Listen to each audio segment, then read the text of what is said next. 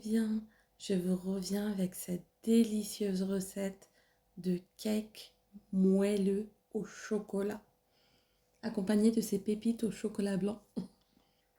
C'est une recette qui fait carton. Elle est vraiment inratable et facile à réaliser. À chaque fois que je la fais, tout le monde en raffole. C'est parti pour la liste des ingrédients sans plus attendre.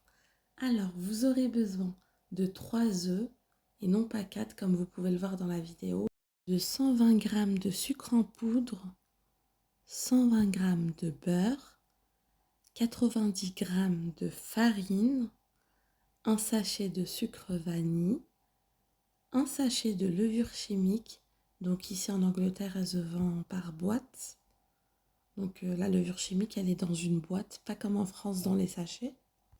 Mesure donc pour avoir l'équivalent d'un sachet de levure chimique. Donc ensuite, vous aurez besoin de 200 g de chocolat noir et de pépites de chocolat. Vraiment des pépites de votre choix. Des pépites de chocolat blanc ou des pépites de chocolat noir. C'est vraiment comme vous voulez. Cette recette, elle est hyper moelleuse, hyper fondante à la fois. Comme vous pouvez le voir en début de vidéo, on a un certain cake assez fondant et moelleux. C'est ça qui fait qu'il y a un goût incroyable quand vous le mangez. J'ai utilisé un moule à cake long. Vous pouvez utiliser un moule à cake rond ou carré, c'est selon vos envies.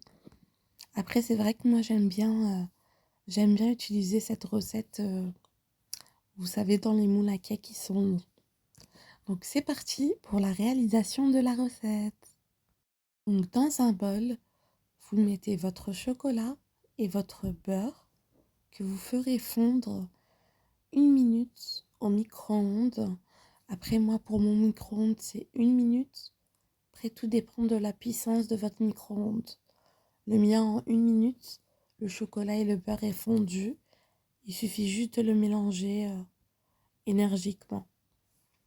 Donc, voilà. Vous pouvez aussi le faire fondre au bain-marie, pardon, mais ce qui est plus rapide, c'est le micro-ondes. Et honnêtement, je ne vois pas réellement de différence avec le bain-marie. Je trouve que le chocolat est hyper bien fondu au micro-ondes. Donc vraiment, vous le mettez 1 minute. Donc une fois que j'ai fini de mélanger mon chocolat, je vais le verser dans un saladier. Voilà, je le verse complètement. Une fois que j'ai versé mon chocolat, je vais rajouter mon sucre en poudre ainsi que mon sucre vanille.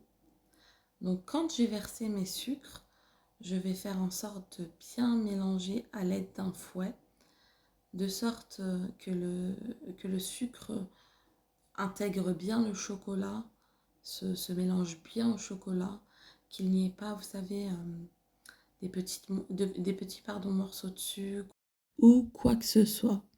Donc voilà, je mélange le sucre de sorte à qu'il se dissout correctement, dans le chocolat. Une fois que nous avons bien incorporé le sucre dans le chocolat, nous rajouterons les œufs un à un.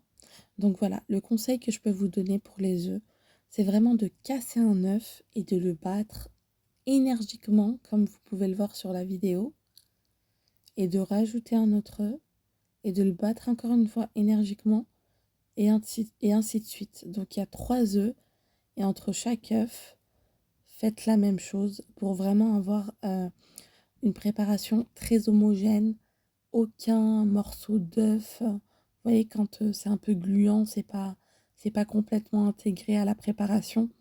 Voilà, c'est pour éviter tout ça. Mettre les œufs un à un et non tous d'un coup. Je rajoute ensuite ma farine et ma levure chimique.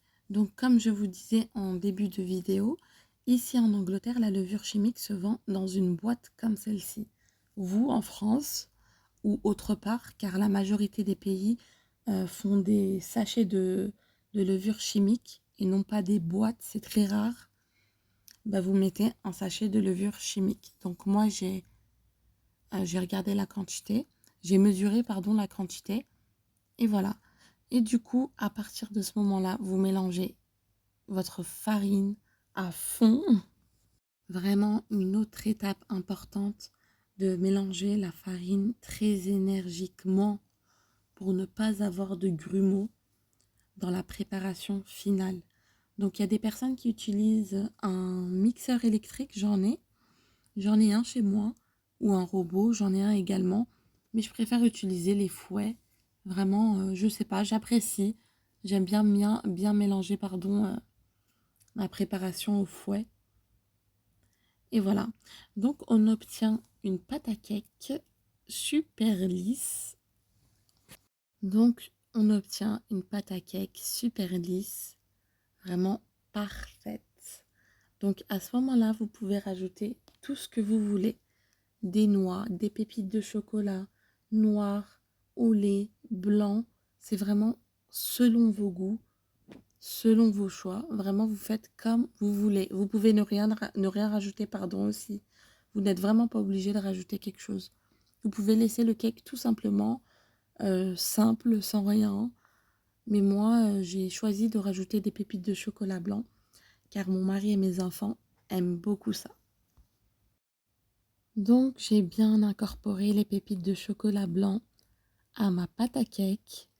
J'ai ensuite préchauffé mon four à 180 degrés. J'ai pris ensuite mon moule à cake que j'ai beurré et je préfère toujours mettre du papier cuisson pour ne pas avoir de surprise car, car j'ai toujours peur que ça colle. Donc comme j'aime pas trop les moules en silicone, j'ai donc préféré mettre du papier cuisson et j'ai versé ma préparation, ma pâte à cake qui est super belle, super lisse, qui est super bien.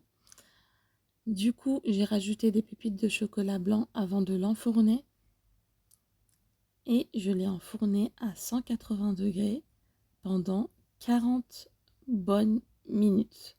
Donc une fois que les 40 minutes sont passées, vous prenez un couteau et vous regardez si le couteau ressort sans pâte, sans rien, c'est que le cake est cuit.